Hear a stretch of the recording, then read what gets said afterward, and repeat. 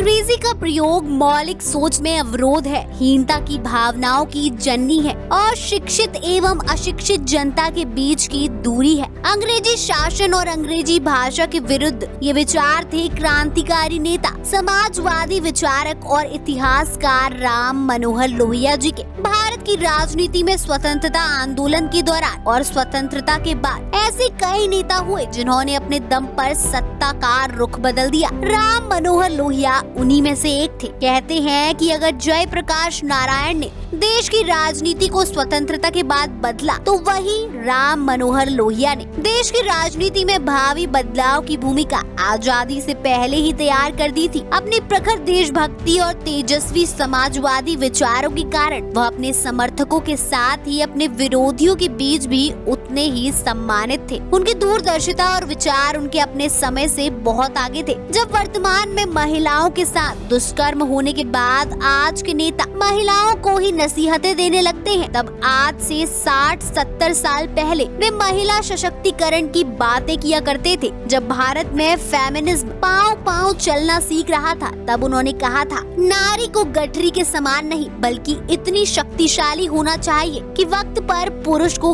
गठरी बना अपने साथ ले चले। राम मनोहर लोहिया मानव की स्थापना के पक्षधर समाजवादी थे। वह चाहते थे कि व्यक्ति के बीच कोई भेद, कोई दुराव और कोई दीवार न रहे, सब जन समान हो, सब जन का मंगल हो। उनका कहना था कि हमें समृद्धि बढ़ानी है, कृषि का विस्तार करना है, फैक्ट्रियों की संख्या अधिक करनी है, लेकिन हमें सामूहिक संपत्ति बढ़ाने के बारे में भी सोचना चाहिए। अगर हम निजी संपत्ति के प्रति प्रेम को खत्म करने का प्रयास करें तो शायद हम भारत में एक नए समाजवाद की स्थापना कर पाएं। उनके इस कथन को आप इस तथ्य की रोशनी में देख सकते हैं, आज दुनिया के 20% से भी कम लोगों के पास दुनिया के 80% से ज्यादा संसाधन है। वो देश में जाति व्यवस्था के घोर विरोधी थे। उनका कहना था, जाति अवसर को सीमित करती है, सीमित अवसर क्षमता को संकुचित करता है, संकुचित क्षमता अवसर को और भी सीमित कर देती है। जहाँ जाति का प्रचलन है वहाँ अवसर और क्षमता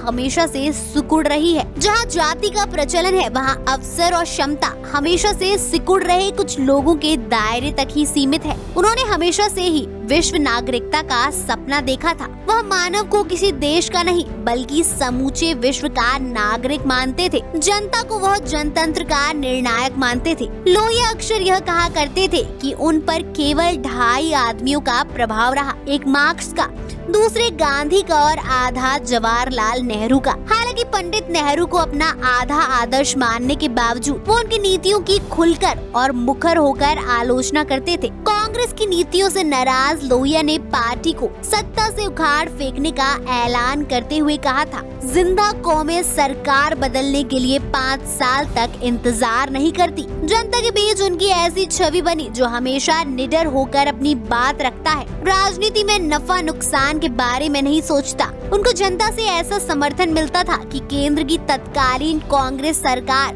विचलित हो जाती थी। यही वजह थी कि उनके बारे में लोग कहते थे कि जब लोहिया बोलता है तब केंद्र का तख्ता डोलता है। लोहिया जी के जीवन का एक दिलचस्प पहलू यह भी था कि वो किसी का दखल बर्दाश्त नहीं करते थे। एक बार महात्मा गांधी ने उनसे सिगरेट छोड़ने की बात कही तो उन्होंने राष्ट्रपिता से कहा कि सोचकर बताता हूँ। हालांकि उन्होंने फिर 3 माह के अंदर सिगरेट छोड़कर उन्हें चौंका दिया था। 23 मार्च 1910 को उत्तर प्रदेश में जन्मे राम मनोहर लोहिया 57 साल की उम्र में 12 अक्टूबर 1967 को इस दुनिया को अलविदा कह गए और पीछे छोड़ गए समाजवाद का सपना और अपने बहुमूल्य विचार। दोस्तों, आप उनके व्यक्तित्व को किस नजरिए से देखते हैं, कमेंट करके जरूर बताएं। साथ ही सपोर्ट करने के लिए हमारे चैनल को सब्सक्राइब करना ना भूलें। वीडियो अच्छा लगा तो लाइक और शेयर भी जरूर करें।